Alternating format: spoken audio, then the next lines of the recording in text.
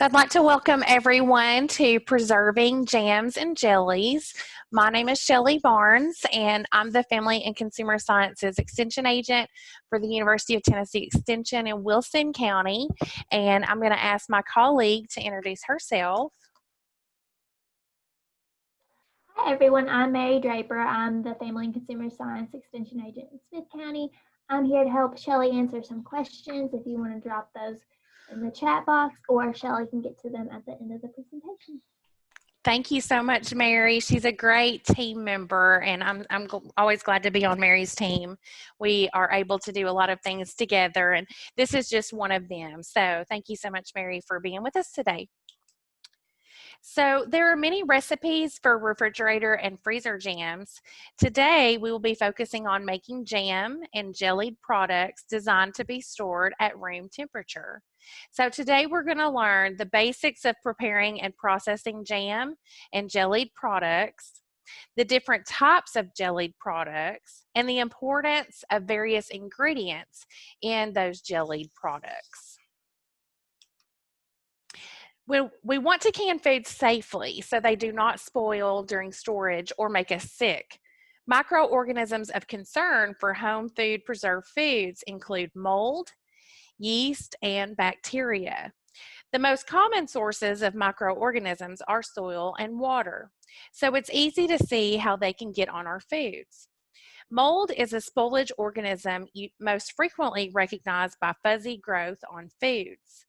Mold can be dangerous for individuals who are sensitive or allergic to mold. Yeast are also spoilage organisms that can grow over a wide range of pH and at refrigeration temperatures. They may produce slimy spoilage, souring, or greening, or produce a fruity or yeast odor and or a gas formation. Bacteria are microscopic organisms that can cause spoilage or make us sick. They spoil food by creating abnormal odors, cloudy liquids, and sometimes they can produce a gas that can cause jars to swell and burst. Sometimes they can make us very sick. Now, many of the spoilage organisms you can see on food as it grows. The extreme temperatures used in canning will destroy most microorganisms that can make us sick and cause food spoilage. The exception is Clostridium botulinum, and unfortunately, these bacteria cannot be seen or tasted. These bacteria grow and produce toxin that affects our nervous system that can lead to paralysis and even death. Now, why are these bacteria such a problem in our canned foods? They grow in a vacuum, which is what is created when we can food. We drive out the oxygen. It can also grow in food with less acidity. It doesn't grow when there is enough acid in the food, and it grows at room temperature. It is not a problem in refrigerated or frozen foods. Acid and acidified foods can be safely canned in a water bath canner. Jams, jellies, fruits, pickles, and salsas have more acid.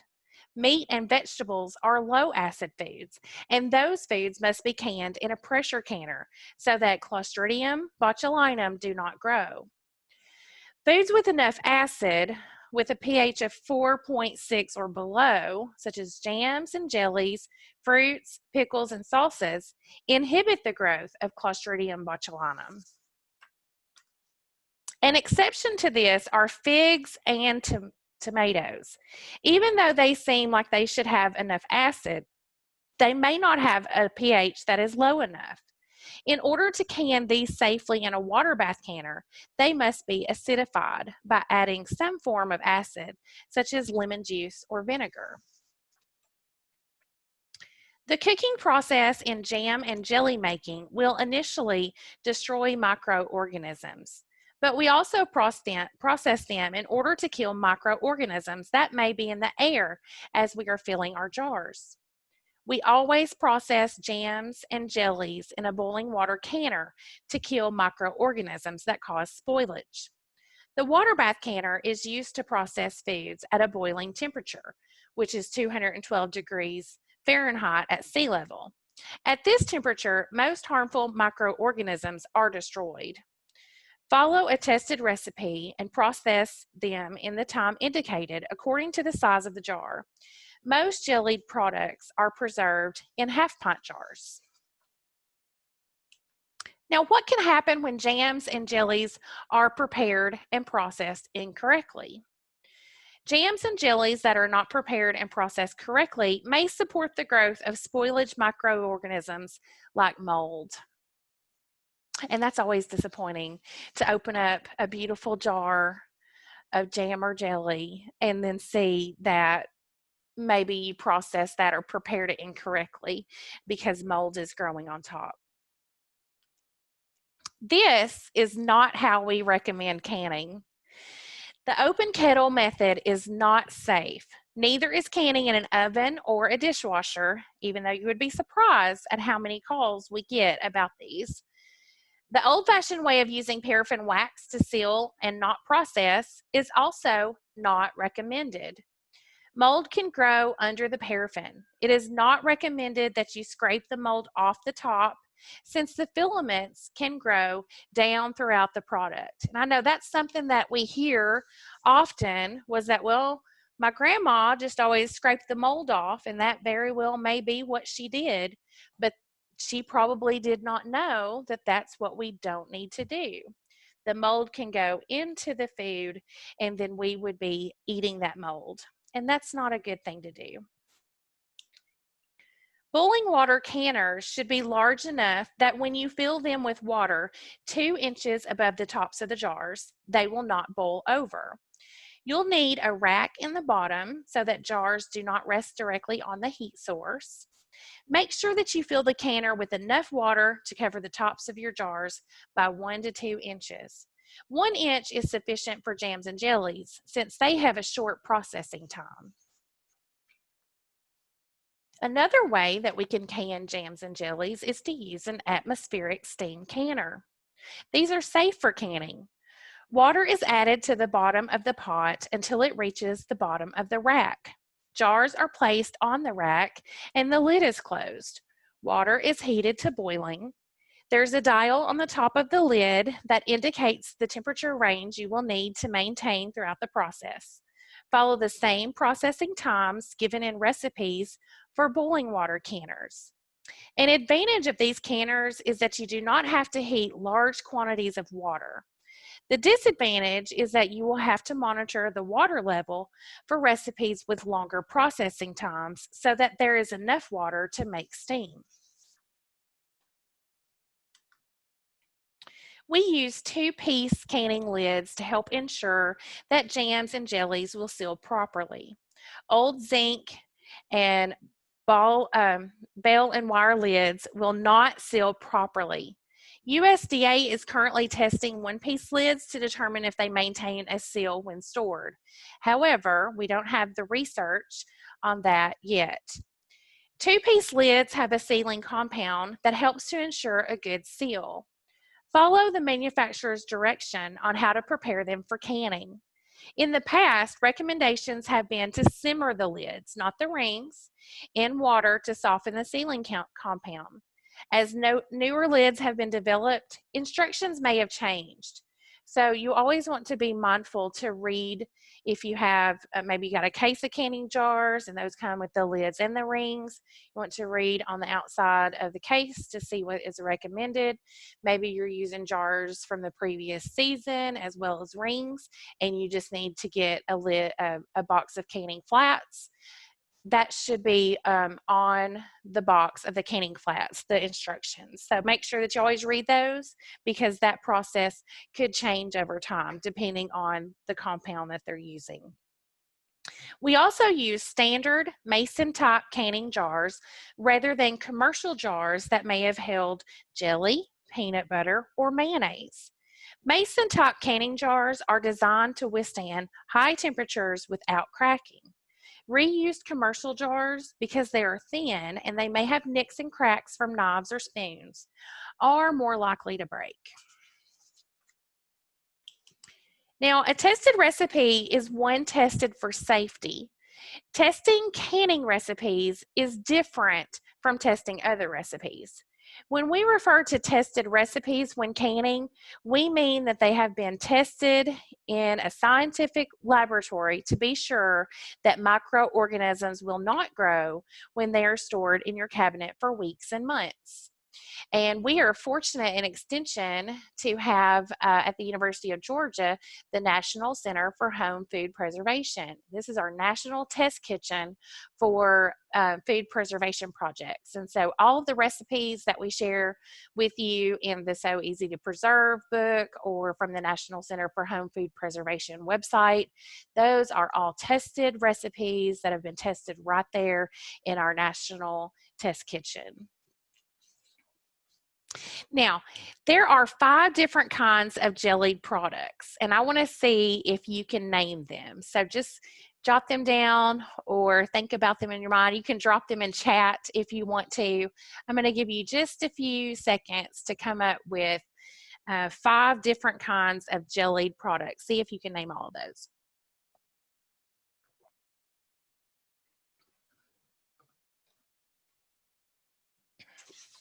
Okay, let's see if you were right. The 5 jellied products are jelly, preserves, conserves, marmalades, and jams. Jellies are made with fruit juice and sugar. A good jelly is clear or translucent and will hold its shape when turned out of the container. Preserves are small, whole fruits or uniformly sized pieces of fruit in a thick, slightly gelled sugar syrup. Conserves are like jams, but are made by combining fruits. They may have citrus fruits, nuts, raisins, or even coconut. Marmalades is one of my favorite. They are soft fruit jellies containing small pieces or slices of fruit or fruit peel in a transparent jelly. Orange marmalade is seen here, and that is just one of my favorite jellied products. It is so fresh and delicious. But today we're going to really focus on jams. Right now, strawberries are in season. I've been seeing that from all types of local farms that strawberry picking is here, and some farms post daily or every morning about what their times are going to be for picking. And so I think focusing on jams today is a good idea. One of the easiest jellied products to make if you are learning are jams.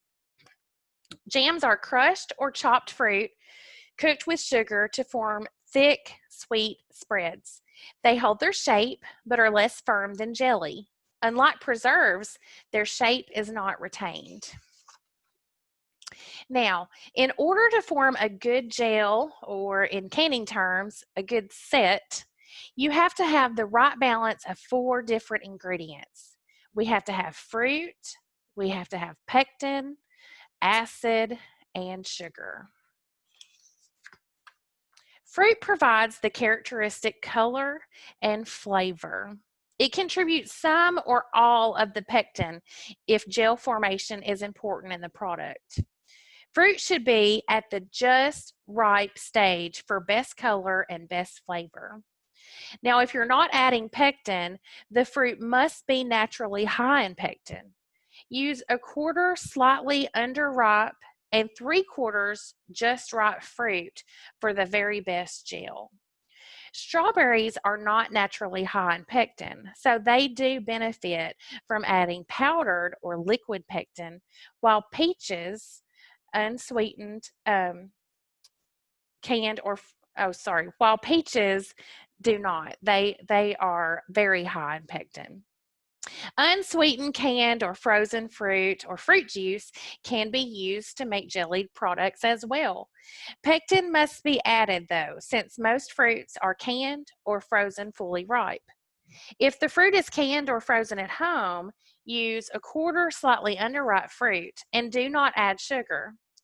Also, most commercially processed fruit juices have pectin removed during the clarification process. So like I said before, not all fruit have enough natural pectin to form a good gel or set. So you have the option of using a commercial pectin.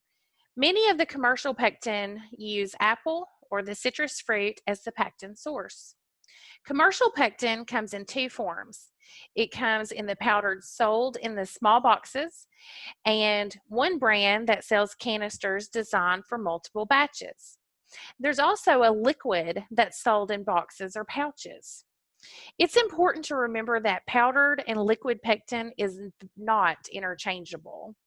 If your recipe says liquid pectin, you are not able to use powdered pectin, for example. Also, make sure you use regular pectin designed for processed jam or jelly and not for freezer jam. Commercial pectin needs to be stored in a cool, dry place to keep its gel strength. Use it by the date on the package. In some cases, it may not gel if left over from 1 year to the next. So don't, buy these in bulk unless you are really going to use that much pectin. So there are several advantages to using pectin. One disadvantage for some people is that it can mask the flavor of the fruit. And I'm one of those people. Some people feel that it has a better fruit flavor if pectin is not added, and I definitely am that person. But the advantages are that you can use fully ripe fruit, the cooking time is shorter and specific, and there is a greater yield. So you kind of do get a little bit more money for more product for your money. Now, acid is needed both for gel formation and for flavor. The acid content varies among fruits and is higher in underripe fruits. When fruits are low in acid, lemon juice or citric acid may be used. Citric acid is naturally found in citrus fruits and available commercially in granular form. Fruits are divided into 3 groups depending on their ability to form a gel with the pectin and acid they naturally contain.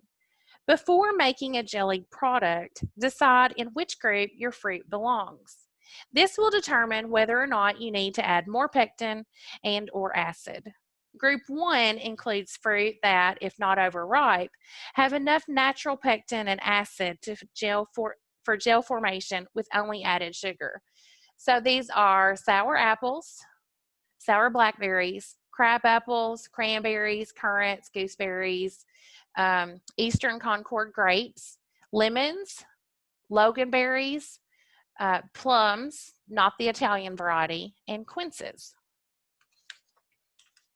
Group 2 includes fruit that is low in natural acid or pectin, and these may need the addition of either acid or pectin.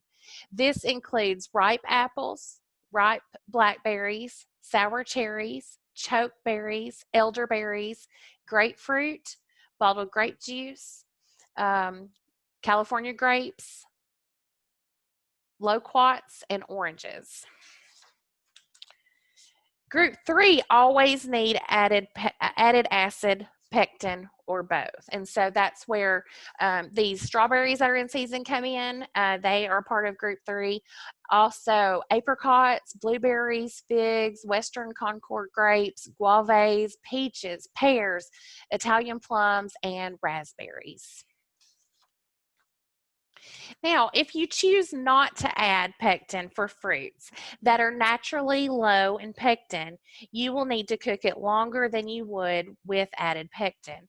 Jams may need to be cooked 20 to 40 minutes. And this is definitely something, when I make a strawberry jam, I don't add any pectin, but it does take a very long time for it to reach gelling point. And so it is much closer to the 40-minute side, and so you have to consider that stirring time too, so we don't scorch on the bottom. Our jelly must reach 220 degrees Fahrenheit in order to gel. This is called gelling point, and you will need to use a candy or a jelly thermometer. They have candy thermometers, and I'll get one out of my cabinet during the question and answer session and show y'all what that looks like. And it has a clip. You can just clip it to the side of your stock pot and monitor that temperature. Great idea to use, and then that way you're not guessing about what the temperature is. Also remember that there must be enough acid in the fruit to form a gel. Fruit in group 1 has enough natural pectin and acid for gel formation with only added sugar. Fruit in group 2 may be lower in natural acid or pectin, and they may need the addition of extra acid. Your recipe will include additional acid, usually lemon juice, if needed to make jelly and jams with no pectin. Also, choose a quarter slightly under ripe fruit and 3/4 just ripe fruit. Slightly under ripe fruit has more pectin and acid than ripe fruit. So let's talk about sugar. Sugar acts as a preservative and is necessary for gel. It also contributes to the taste.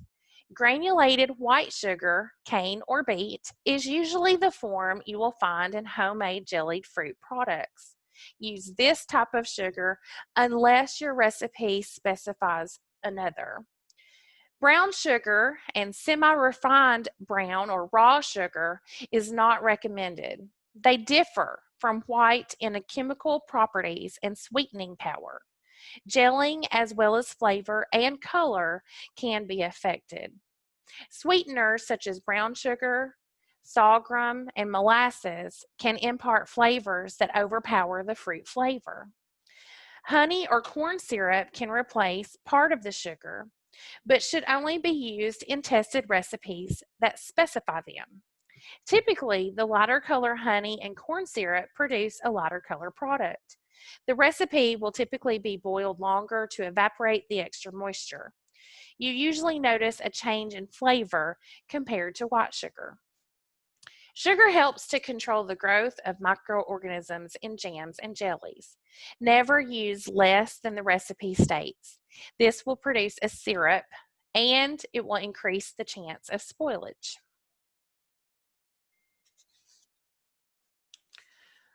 So there are several recipes for individuals who want to reduce the amount of sugar in jams and jellies.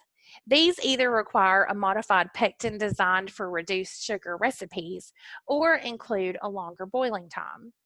Some recipes call for gelatin as the thickener for jelly or jam. Then you can add an artificial sweetener. These do require refrigeration. Some recipes are available for non-nutritive sweeteners such as saccharin and sucralose. Regular jam and jelly recipes should not be changed simply by reducing sugar or substituting regular sugar for a non-nutritive sweetener.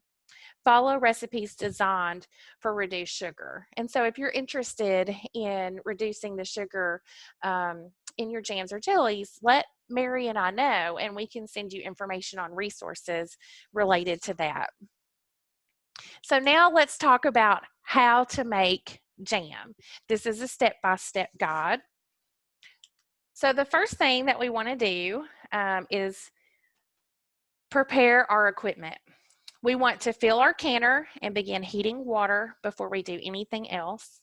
Bring that water to a simmer before adding the jars of hot jam. This is about 180 degrees Fahrenheit. We want to wash our jars and our lids with the rings in soap and water. Sterilize jars in a large pot of boiling water for 10 minutes if you do not plan to process the jam for at least 10 minutes long. In this case, you're processing for 5 minutes. You also need to prepare your fruit. So we want to sort strawberries to remove decayed berries and wash under cool running water. Remove the stems and the caps. A good way to do this, if you've never heard of this before, is to take a straw. Put the straw on the bottom, not the cap side, but on the bottom of the strawberry. Push it all the way up, and it will push the top of that cap of the strawberry away. Add strawberries to a deep pot and crush with a spoon or a potato masher. This is really fun to get kids involved in the kitchen because that's definitely something that they can do, and they really get into mashing those strawberries. Crush them gently. Do not use a food processor or a blender. Next, we are making the jam. So we want to add your pectin and stir it well. Place on high heat and stir constantly. It should reach a full boil with bubbles over the entire surface. Add your sugar and continue stirring and heat again to a full bubbling boil. We want you to boil hard for 1 minute, stirring constantly. Then you remove from heat. Remove as much of the foam from the top of the jam before filling your jars. This is called skimming or removing the foam. Now don't throw that foam away. It is delicious over biscuits. So maybe bake some biscuits while you're cooking this jam, and then you can put that foam on your biscuits. Now, sometimes you'll notice that jam separates. This is because there is air in the pulp. The gel is denser than the pulp, so the pulp rises to the top. To help with this problem, always use ripe fruit. Crush your berries up into small pieces, but gently. Be sure not to overcook. When the jam is removed from the heat, gently stir it off and on for about 5 minutes and then put it into the jars to process. After you process and the lids have sealed, if you see the jam starting to separate, gently turn the jars upside down. In an hour, gently turn them right side up. Continue this process until it is evident that the jam will not separate. If you notice separation later, you can stir the contents to distribute the strawberries when the jar is opened.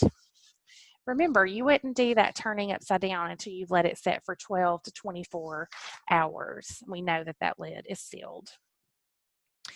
Next, what we will do is to fill our jars. So we always want to use a funnel to fill our jars. And this blue funnel here is a specifically designed canning funnel. You don't have to use a canning funnel, but the opening is about the same width of a regular size mason jar. And so it does make it very, very nice. We want you to leave a 1/4 inch headspace to allow jam to expand. Then wipe the rims with a damp, clean towel to remove any particle of food. Next, apply the lids and adjust with fingertips. The last part we need to do is to process our jam. Load jars into the canner using your jar lifter, and the curved end of the jar lifter is actually what goes around the jars. You know, if you never canned before, you don't know, and you would think that the curved end would go for your hands, but it doesn't. Anyway, it's just a lot easier to fit around those jars if you use the curved end. You can also add more boiling water if you need to. Turn the heat to the highest position, cover the canner with a lid, and heat until water boils vigorously. Keep the canner covered for the process time. Remember, a watch pot never boils. My mama taught me that a long time ago, and it is super true. You can lower the heat if the canner continues to boil gently and steadily for the entire process time. If water stops boiling at any time, restart the time process. Using a jar lifter, remove the jars one at a time. Carefully, and being careful not to tip the jars over. You want to lift them straight up and onto your protected counter space. Carefully place the hot jars right side up directly onto dry towels or a cake cooling rack to prevent jars from breaking when they contact a cold surface. Now, Tennessee, we all know, is blessed with hills and mountains. Many counties, and Wilson is one of those, may have areas where elevations exceed 1,000 feet. When you boil water at a higher altitude, it boils at a lower temperature. Therefore, it is important for safety that we add additional processing time. For example, if you process your strawberry jam at altitudes from 1,000 to 6,000 feet, which would be the case if you're in Wilson County, you will need to add an additional 1 minute to the processing time for each 1,000 feet of additional altitude instead of 5 minutes. You will need a total of 10 minutes in order to kill microorganisms and prevent spoilage at 6,000 feet of altitude. We primarily see this issue in East Tennessee, where the altitude is much higher than it would be here in Middle Tennessee, but we do have some places that are over that 1,000 feet. So let's talk about storing our jams. After you have removed your jars from the canner, allow them to sit undisturbed for 12 to 24 hours. Check the seals by pushing down on the lids to see if they spring back. If they do, your jam has not sealed. Your jam can be reprocessed within 24 hours. You just need to remember to use a new lid. You could always just put those in the refrigerator, the ones that don't seal, especially if it's just one or two, and you could eat those first. Now, once they are sealed, you want to remove your rings. This will prevent them from rusting during storage, and it'll make it easier for you to check for spoilage. Rinse the jars to remove any food residue. And this is really important anytime we're dealing with fruit products because they do tend to get sticky. And if we didn't do a super good job of that, or maybe one came apart in the boiling water bath or something happened, it's just always good to give those jars a rinse and dry before we put those in our storage, because we don't want to be touching a sticky jar when we're getting our biscuits out of the oven. Label jars showing the contents, date, and lot number if you have canned more than one canner load that day. This will help you spot the rest of the jars in that canner load if one of the jars spoils, because you'll want to keep an eye on the other jars. So lot number is really important. Store in a clean, cool, dry place. Heat will cause the jam to lose quality in just a few weeks. Otherwise, they should last for 12 to 18 months. A good rule of thumb is to can only what you can eat in a year. So let's talk about our resources for today. Lots of our resources for each of the sessions are the same, and that's okay because all of them have a wealth of information. The first resource that I want to share with you is our UT-TSU Extension Wilson County YouTube channel. Mary's also going to list all of this in the chat so that you can copy and paste if you want to. Our YouTube channel is where we house all of our food preservation and horticulture Zooms and videos that we've done.